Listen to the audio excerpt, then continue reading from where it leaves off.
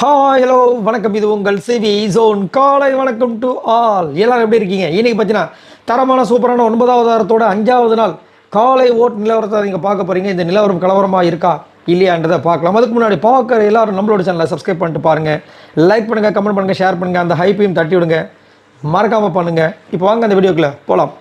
So first அதை பார்க்குறதுக்கு முன்னாடி எப்படியோ ரெட்ரோ டைம் மாஸை வின் பண்ணி நாமினேஷன் ஃப்ரீ பாஸை வாங்கி தலை போட்டிக்கும் அவங்க தான் வந்து தகுதி வாங்கியிருக்காங்க. தலை போட்டியில் அவங்க தான் கலந்துக்க போகிறாங்க. இந்த பக்கம் ஏ டீமு ஓ கையா 2 வாட்டி ட்ரை பண்ணாங்க, 2 வாட்டி மண்ணை கவி போயிட்டாங்க. ஸோ இதனால் வந்து டைரக்ட் நாமினேஷன், அந்த 8 பேரும் டைரக்ட் நாமினேஷன் வராங்க. இப்போ ஆல்ரெடி பார்த்தீங்கன்னா அதில் வந்து எஃப்ஜே வந்து இந்த நாமினேஷனில் இருக்கிற ஒரு ஆள் தான். மீதி இருக்கிற ஆளுங்களே இருக்கிறாங்க, இருந்தாலும் அவங்களுக்குலாம் ஓட்டு வந்துடுது. சரிங்களா? ஸோ இந்த வாரம் எஃப்ஜே போவாரான்றது பெரிய டவுட்டாக இருக்குது. அதை ஒன் பை ஒன்னாக பார்க்கலாம். ஸோ அதுக்கு முன்னாடி நீங்கள் உங்களோட கருத்தை சொல்லுங்கள். இந்த வாரம் யார் வெளியேற வேண்டும் அப்படின்னு நீங்கள் நினைக்கிறீங்க? இந்த வாரம் டபுள் விஷயம் மேக்ஸிமம் இருக்க வாய்ப்பு இருக்குது. அதில் யார் யார் போனால் நல்லாயிருக்குன்னு நினைக்கிறீங்க? மறக்காமல் கமெண்ட்ஸ் பண்ணுங்கள். இப்போ வாங்க அந்த அனாலிசிஸ்க்குள்ளே போகலாம். ஃபர்ஸ்ட் பிளேஸில் யார் இருக்கா அப்படின்னு பார்த்தீங்கன்னா நம்மளுடைய வினோத் இருக்கார். இவர் எவ்வளோ ஓட்ஸ் வாங்கியிருக்காரு அப்படின்னு பார்த்தீங்கன்னா 1,56,524 ஓட்ஸ் வாங்கியிருக்காரு. ஓட்டிங் பர்சன்டேஜ் பார்த்தீங்கன்னா 24.36. அடேங்கப்பா, என்னங்க ஓட்டு இது, அநியாயம் பண்ணுறாங்க. ஆனால் நேற்று நைட்டு அவங்க பேசுகிறத கேட்கும்போது வயிறெல்லாம் வலி. அதுலேயும் ஒரு முட்டை திருட்டு நடந்திருக்குது. அதாவது விக்ரம் வந்து அந்த கதவை மூடிருக்கார் பாருங்க. அப்போ வந்து இவர் முட்டையை வச்சுட்டு உட்காந்துருக்காரு. யார்? நம்ம கமருதீன். அதனால தான் அவர் அந்த பக்கம் வரல. அந்த நேரம் பார்த்தா அவர்கிட்ட 2 முட்டையை ஆட்டைப்பட்டிருக்காரு நம்ம கானா வினோத். அதை வந்து நேற்று நைட்டு சொல்லும்போது நம்மளுக்கு தெரியுது, ஆனால் பாவிகளா, இங்கே எவ்வளோ பெரிய அக்கப்போர் நடந்துட்டு இருக்குது, செயினை திருடி இருக்காங்க, நீங்கள் முட்டையை திருடிட்டு இருக்கீங்க இங்கே அப்படின்ற மாதிரி இருந்துச்சு. சொல்லும்போது செம்ம ஃபன்னாக இருந்துச்சு. யாரெல்லாம் பார்த்து ரசிங்கன்னு சொல்லுங்கள். மற்றபடி கானா வினோத்கிட்ட இன்னும் நிறைய விஷயங்கள் எதிர்பார்க்குறோம். 2வது பிளேஸ் பார்த்தீங்கன்னா விஜே பார்வதி இருக்காங்க. இவங்க எவ்வளோ ஓட்ஸ் வாங்கியிருக்காங்க அப்படி பார்த்தீங்கன்னா 89,802 ஓட்ஸ் வாங்கியிருக்காங்க. ஓட்டிங் பர்சன்டேஜ் பார்த்தீங்கன்னா 13.97. விஜே பார்வதி அந்த கேட்ட விஷயங்கள் எல்லாமே செம்ம மாஸ். அதுலேயும் குறிப்பாக பார்த்தீங்கன்னா திவ்யா வந்துட்டு கொட்டாம் போக்கில் அடிச்சு விட்டாங்க. இந்த 2 பேர் இந்த பிக் பாஸ் வீட்டுக்குள்ளே எல்லாத்தையும் நாசம் பண்ணுறாங்க அப்படின்னு சொன்னோடனே அப்படியே இதாக ஹீரோ கூப்பிட்டாருன்னு சொல்லிட்டு போயிட்டு கமருதீன்னு அதுக்கப்புறம் கானா வினோத்தை கூப்பிட்டு உட்கார வச்சுட்டு இப்போ சொல்லு எந்த 2 பேர் சொன்னேன், கோழி முட்டின் மாதிரி என்ன சொன்னல சொல்லு, இப்போ சொல்லு அப்படின்றாங்க. திவ்யாவுக்கு விடன்னு ஆயிடுச்சு. இனிமேல் இந்த மாதிரி பேசலாம் வச்சு நான் உங்ககிட்ட பேச விருப்பம் இல்லை பாரதி அப்படின்னு சொல்லி அவங்க போய்ட்டு நீ பேசலாம் போ அப்படின்ட்டு அவங்க செம்மையாக இருந்துச்சு அதெல்லாம். அதுக்கப்புறம் பார்த்தீங்கன்னா இந்த பக்கம் வந்துட்டு அந்த டாஸ்க்கு படிக்கும்போதெல்லாம் விஜய் பார்வதி அவங்களாம் சேர்ந்து பேசின விஷயங்கள் அது கரெக்ட் தானே. அவங்க கையிலேயே நெக்லஸ் வச்சுட்ருக்காங்க. அப்போ எப்படி வந்து அடுத்த திருட்டு நடக்கிறது? இது தப்பு. ஆனால் பிக் பாஸ் எப்படி அதை ஒத்துக்கிட்டாருன்னு எனக்கு சத்தியமாக புரியல. உங்களுக்கு என்ன தோணுன்னு சொல்லி, ஏன்னா தப்பு அது. ஆக்சுவலாக கையிலேயே நெக்லஸ் வச்சுருந்தாங்க. கடைசியில் அவர் வந்துட்டு இவங்க தான் வின் பண்ணாங்கன்னு சொல்லிட்டு அனௌன்ஸ் பண்ணிட்டு போயிட்டாப்ல. எனக்கு இன்னுமே அதில் ஒரு ட்விஸ்ட் இருக்க மாதிரி தோணுது. உங்களுக்கு தோணுதா இருந்தால் சொல்லுங்கள். 3வது பிளேஸ் பார்த்தீங்கன்னா திவ்யா இருக்காங்க. இவங்க எவ்வளோ ஓட்ஸ் வாங்கியிருக்காங்க அப்படி பார்த்தீங்கன்னா 71,494 ஓட்ஸ் வாங்கியிருக்காங்க. ஓட்டிங் பர்சன்டேஜ் பார்த்தீங்கன்னா 11.13. திவ்யா மாற்றி பேசுகிறதுல முன்னாடி கமருதீன் ஞாபகம் இருக்குங்களா? இதை நீ சொன்ன சொல்லுவாங்க, ஆனால் கடைசியில் அவர் சொல்லியிருக்க மாட்டாங்க. சரிங்களா? அதே மாதிரி திவ்யா வந்துட்டு தெரிஞ்சே பண்ணாங்களா தெரியாமல் பண்ணாங்கன்னு தெரியல. நிறைய விஷயங்கள் வந்துட்டு சொல்லிவிட்டு சொல்லலான்றாங்க. நேற்று சாண்ட்ரா வந்து கேட்குறாங்க, இன்னைக்கு கானாவத்தை அடித்தார் எப்படி தெரியுமா, ஆனால் நான் வெறியா யார்கிட்ட சொல்லலான்னாங்க. கானாவத்தை இப்போ ஒன்று அடித்தார், நான் எப்போக்கா அடிச்சேன்னு சொன்னேன்றாங்க. அதெல்லாம் அநியாயத்துக்கு பண்ணுறாங்க. அதே மாதிரி வந்துட்டு கானாவனத்து மேலேயும் கமருதி மேலேயும் ஒரு அக்யூசியேஷன் வச்சு ஏன் நீங்கள் யாருமே கேட்க மாட்டீங்க 15 பேரும் அப்படின்னு சொன்னாங்க. வாங்க கேட்போன்னு சொன்னாங்க. அதுக்கப்புறம் நான் அக்யூசியேஷனை வைக்கலையே, முதல் நெகட்டிவ்னு நான் சொல்லவே இல்லைன்ட்டாங்க. ஸோ அதில் வந்து விக்ரமுக்கும் திவ்யாவுக்கும் கொஞ்சம் மனஸ்தாபம் ஆகி போச்சு. ரொம்ப அழுதாங்க. அது கொஞ்சம் கஷ்டமாக இருந்துச்சு திவ்யாவுக்கு, இல்லை நம்மளுக்கு. 4வது பிளேஸ் பார்த்தீங்கன்னா விக்ரம் இருக்கார். இவர் எவ்வளோ ஓட்ஸ் வாங்கியிருக்கார் அப்படி பார்த்தீங்கன்னா 57,121 ஓட்ஸ் வாங்கியிருக்காரு. ஓட்டிங் பர்சன்டேஜ் பார்த்தீங்கன்னா 8.89. ஸோ விக்ரம் இந்த வாரம் பார்த்தீங்கன்னா ஏதோ ஒன்று பண்ணியிருக்காரு. ஆனால் பயங்கரமான கேடியான ஆளுங்க.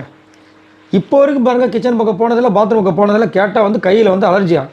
ஏன் கண்ணில் வந்து ஒரு பொண்ணு அடிப்பட்டப்போ வந்து எல்லாருமே பேசி சண்டை போட்டிங்களே, அந்த பொண்ணு எதுக்கு பாத்ரூம் போல, இன்க்ளூடிங் விக்ரம் ஆல்சோ. அப்போ கண்ணில் அடிப்பட்டப்போ வந்துட்டு ரசாயனம் போடக்கூடாதுன்னு டாக்டர் சொல்லியும் ஏன் நீ பண்ணக்கூடாதுன்னு சொல்லிட்டு அங்கே எஃப்ஜே அந்த அன்புகாங்க சண்டை போட்டாங்க, நம்ம விக்ரம் சண்டை போட்டார். ஆனால் இது வரைக்கும் இவர் போகாமல் டபாய்ச்சிட்டு வந்துட்டு இருக்காரு. எப்படி பார்த்தீங்களா? வேற மாதிரி இந்த மாதிரி நிறைய விஷயங்கள் பண்ணிட்டு தான் இருக்காரு, எஸ்கேப் ஆகிட்டே இருக்காரு. 5வது பிளேஸ் பார்த்தீங்கன்னா கமருதீன் இருக்கார். இவர் எவ்வளோ ஓட்ஸ் வாங்கியிருக்காரு அப்படி பார்த்தீங்கன்னா 53,539 ஓட்ஸ் வாங்கியிருக்காரு. ஓட்டிங் பர்சன்டேஜ் பார்த்தீங்கன்னா 8.33. வர இவரோட காம்படிஷன்ஸ் அளவுக்கு அதிகமாக போயிட்டுருக்குங்க. அநியாயம் பண்ணுறாரு. நேற்று ஒரு விஷயம் நான் வீடியோ போஸ்ட் பண்ணிப்போ நிறைய பேர் கமெண்ட்ஸ்லாம் போட்டிருந்தீங்க. சுருக்கமாக சொல்கிற மாதிரி ஒன்றுமே இல்லை. அதாவது கானா வினோத்தை வந்து பயங்கரமாக மாஸ்டர் பிளானில் போட்டு வச்சுருக்காரு அந்த நகை திருடுறதுக்கு. அது அந்த அந்த போர்வை எடுத்துகிட்டு வந்திருக்காரு, டபக்குன்னு கீழே விழுந்திருக்காரு வழிக்கு. அது ஒரே அசிங்கமாயிட்டு இருக்குது. சரி பரவாயில்ல, இருந்தாலும் பரவாயில்ல, எல்லாரும் பார்த்தா என்ன சொல்லி ஓடி இருக்காங்க. ஓடி போய்ட்டு அங்கேருந்து திரும்பி பார்க்குறாங்கன்னா, இவர் கமருதீன் எடுத்துகிட்டு அதை வந்துட்டு இவரோட பாக்கெட்டில், வினோத் பாக்கெட்டில் வைக்கிறது தான் பிளானா. வினோத் பாக்கெட்டில் வச்சுருக்காரு. வினோத் பாக்கெட் வந்து ஓட்ட போல் இருக்குது.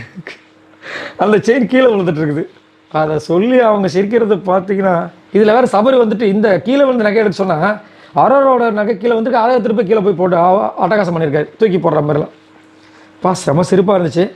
அதேமாதிரி கமருதீன் செம்மையாக வந்து பேச ஆரம்பிச்சிட்டாரு, நல்லா தெரிய ஆரம்பிச்சிட்டாரு.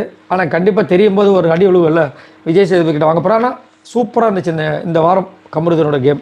6வது பேசுனா சாண்ட்ரா இருக்காங்க. இவங்க எவ்வளோ ஓட்ஸ் வாங்கியிருக்காங்க அப்படி பார்த்தீங்கன்னா 37,442 ஓட்ஸ் வாங்கியிருக்காங்க. ஓட்டிங் பர்சன்டேஜ் பார்த்தீங்கன்னா 5.83. சாண்ட்ரா பயங்கரமாக இப்போ உக்கிரத்தில் இருக்காங்க. திவ்யா மேலேயும் பிரஜன் மேலேயும் செம்ம காலில் இருக்காங்க. அதேமாதிரி திவ்யா பேஸ்ட்டு சொன்ன விஷயங்களை அட்டுன்னு கேட்குறாங்க.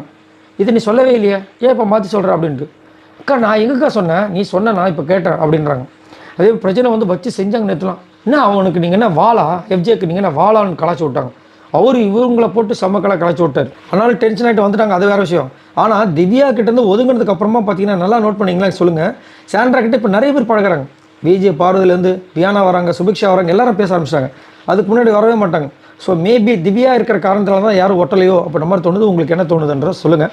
ஆனாலும் கொஞ்சம் வருத்தமாக தான் இருக்குது. ஏன்னா ஹஸ்பண்ட் பக்கத்தில் இருக்கும்போது அவர் நம்மக்கிட்ட பேசலை அப்படின்போது, அதுவும் இல்லாமல் அவர் கேமில் நம்மளை எதிர்க்கிறாரு அப்படின்போது கொஞ்சம் கஷ்டமாக தான் இருக்கும். 7வது பேச பார்த்தீங்கன்னா பிரசன்ட் இருக்கார். இவர் எவ்வளோ ஓட்ஸ் வாங்கியிருக்காரு அப்படின்னு பார்த்தீங்கன்னா 37,239 ஓட்ஸ் வாங்கியிருக்காரு. ஓட்டிங் பர்சன்டேஜ் பார்த்தீங்கன்னா 5.79. ஸோ பிரசன்ட் பயங்கரமாக வந்துட்டு நல்லா பர்ஃபார்மன்ஸ் பண்ணுறதா நினச்சிட்டு இருக்காரு. பட் கிடையாது. ஒரு மனைவியை மதிக்க தெரிந்தவன் தான் நல்ல கணவன். இவரே ஒரு டைலாக் விட்டுட்டு இங்கே வந்து ஒரு கேமுக்காக மதிக்காமல் ரொம்ப கேவலமாக இழிவுபடுத்திட்டு இருக்காரு. தப்பு. ஆர்யா அவர்கள் இவரை சேலஞ்ச் தான் பண்ண சொன்னார். கேமில் அவங்களுக்கே சேலஞ்ச் பண்ண சொல்ல, இவர் வந்து என்ன வேலையை பார்க்குறாருன்னு கேமில் இல்லாமல் அவங்களோட ஹர்ட் பண்ணுறாரு, அவங்களோட எமோஷனலோட சேலஞ்ச் பண்ணிட்டுருக்காரு. இவங்க ஒரு விஷயத்த சொல்லிட்டு இருக்காங்க. அப்போ என்னையும் மட்டும் இந்த ரம்யா வந்து இப்படி சட்டையை பிடிச்சி இருக்கும் போது என்ன பண்ணிட்டு இருந்தேன் அப்படின்போது பக்கத்தில் திவ்யா ஏற்றி விட்றாங்க. அவங்க கண்ணுக்கு அதெல்லாம் தெரியாதுண்ணா. ஏம்மா நீங்கள் அவங்களோட மனைவி கிட்ட பேசிகிட்டு இருக்கீங்க, அதை மாதிரி ஞாபகம் வச்சுருக்கீங்களா திவ்யா அப்படின்ற மாதிரி இருந்துச்சு. ஸோ இது வந்துட்டு நடக்கும் நிறைய இடங்களில். ஹஸ்பண்ட் ஒய்ஃபுக்கு சண்டை நடந்துச்சுன்னா யாராவது ஒருத்தங்க சேர்த்து வைக்கிறதுக்கு ட்ரை பண்ணுவாங்க. ஒரு சில பேரில் நல்லா ஏற்றி விடுங்க. பாத்தியா உன் புருஷன் எப்படி இருக்கான்னு, பாத்தியா உன் பொண்டாட்டி எப்படி இருக்கான்னு, என்னத்தை சொல்ல. 8வது பேஸ் பார்த்தீங்கன்னா எஃப்ஜே. இவர் எவ்வளோ ஓட்ஸ் வாங்கியிருக்காரு அப்படின்னு பார்த்தீங்கன்னா 35,931 ஓட்ஸ் வாங்கியிருக்காரு. ஓட்டிங் பர்சன்டேஜ் பார்த்தீங்கன்னா 5.59. எஃப்ஜே பார்த்தீங்களா 8வது பிளேஸ் வந்திருக்காரு. இப்படி வந்துருவான்னு தெரிஞ்சு தான் பிக் பாஸ் வந்து இந்த ஒரு பிளானை போட்டுருப்பாரோ, டீமில் போட்டு அந்த டீமில் யாருமே வந்து இப்போ எல்லாம் பெரிய பெரிய ஆளுங்க அப்படின்போது அதில் இவர் மிஸ் ஆகிறதுக்கு வாய்ப்பில்லை நினச்சிருக்காருன்னு தெரியல. பட் என்னை கேட்டிங்கன்னா கண்டிப்பாக எஃப்ஜே இந்த வாரம் போயே ஆகணுங்க. என்ன நடக்க போது தெரியல. ஆனால் இப்போ வந்து கொஞ்சோண்டு ஓட்டு நல்லா வாங்கியிருக்காரு. அதுவும் இன்றைக்கெல்லாம் இரிட்டேட் பண்ணார் பார்த்தீங்கன்னா, நேற்றுலாம் டார்ச்சர். அதுலேயும் டீமில் இருக்கும்போது ஒன்றும் பண்ண மாட்டாரான். டீமை விட்டு வெளியே வந்துட்டார்னா அரை மணி நேரத்துக்கு ஏதோ பாடுறேன்னு சொல்லிட்டு நம்மளை வந்து டென்ஷன் பண்ணிட்டு இருப்பாராம். 9வது பிளேஸ் பார்த்தீங்கன்னா சுபிக்ஷா. இவங்க எவ்வளோ ஓட்ஸ் வாங்கியிருக்காங்க அப்படி பார்த்தீங்கன்னா 35,046 ஓட்ஸ் வாங்கியிருக்காங்க. ஓட்டிங் பர்சன்டேஜ் பார்த்தீங்கன்னா 5.45. சுபிக்ஷா சூப்பராக கேம் ப்ளே பண்ணாங்க, ரொம்ப நல்லா இருந்துச்சு. அவங்களால தான் இந்த வாட்டி வந்து அவங்க ஜெயிச்சாங்க, இல்லைன்னா ட்ரா ஆகிட்ருக்கும். ஸோ உண்மையிலேயே வந்துட்டு சூப்பர் சொல்லி தான் ஆகணும். 10வது பிளேஸ் பார்த்தீங்கன்னா கனி இருக்காங்க. இவங்க எவ்வளோ ஓட்ஸ் வாங்கியிருக்காங்க அப்படி பார்த்தீங்கன்னா 34,249 ஓட்ஸ் வாங்கியிருக்காங்க. ஓட்டிங் பர்சன்டேஜ் பார்த்தீங்கன்னா 5.33. கனி டபால்னு கீழே வருவாங்களாம். நம்மளும் வந்து இவங்க வெளியே போயிடுவாங்கன்னு நினச்சிட்டு இருப்போமா, எவிக்டன்னு சொல்லிட்டு நியூஸ் வருமா, அதுக்கப்புறம் நம்மளுக்கு 3 நாமத்தை போட்டு விட்ருவாங்களா, அவங்க திரும்ப உள்ளே இருப்பாங்களாம். இது தானே நடக்குது. இப்போ இவங்க வந்து 10வது பிளேஸில் வந்தா என்ன வராட்டி என்ன, ஆனாலும் நல்ல திறமையான ஆளுங்க. அது மட்டும் இல்லாமல் இவங்க அந்த விஜய் பார்வதி மேலே இருக்கிற அந்த ஒரு வெஞ்சன்ஸை மட்டும் கம்மி பண்ணால் சூப்பராக இருக்கும். அதுலேயும் சின்ன பொண்ணு மாதிரி வந்துட்டு அந்த பக்கம் சாண்ட்ரா பேசிட்டு இருக்கும்போது ஒட்டு கட்டுட்டு இருக்காங்க. யாரெல்லாம் பார்த்து சிரிப்பு வந்துச்சுன்னு சொல்லுங்கள். 11வது பிளேஸ் பார்த்தீங்கன்னா அமித் இருக்கார். இவர் எவ்வளோ ஓட்ஸ் வாங்கியிருக்காரு அப்படி பார்த்தீங்கன்னா 34,246 ஓட்ஸ் வாங்கியிருக்காரு. ஓட்டிங் பர்சன்டேஜ் பார்த்தீங்கன்னா 5.33. அப்போ அமித்துக்கு தான் வேணாம், நீ பொட்டு வச்ச தண்ணி குடம் இவர் வந்து அனுப்பிச்சி விட்றாங்க போல இருக்கே. அநியாயமாக இருக்கேயா, நல்ல மனுஷையா, சண்டையெல்லாம் போட்டார், என்னத்த சொல்ல. ஆனால் இவரெல்லாம் எப்படி வந்துட்டு பிக் பாஸ்க்கு அந்த வாய்ஸ்க்கு இவரை செலக்ட் பண்ண சத்தியமாக புரியல. ஏன்னா ஒரு சண்டைன்னு வந்துட்டு தத்துக்குன்றாரு. இவர் எப்படி வந்து அங்கே வந்து எல்லாரையுமே மேய்ச்சி ரொம்ப கஷ்டமான ஒரு வேலையாச்சு, எப்படி என்ன பண்ணாருன்னு எனக்கு சத்தியமாக புரியல. அது ஒரு சின்ன வயசாக இருந்திருக்கும் போல இருக்குது. இப்போ 1945 நடந்திருக்கும்னு நினைக்கிறேன். ரைட். ஸோ இவங்களாம் மொத்தமாக அவங்க ஓட்ஸ் இது வரைக்கும் பார்த்தீங்கன்னா 6,42,633 ஓட்ஸ் வாங்கியிருக்காங்க. ஸோ என்னை கேட்டிங்கன்னா இந்த லிஸ்ட்டில் யாருங்க போகணும் நீங்கள் என்ன நினைக்கிறீங்க அப்படின்னு கேட்டிங்கன்னா கண்டிப்பாக எஃப்ஜே அண்டு கனி.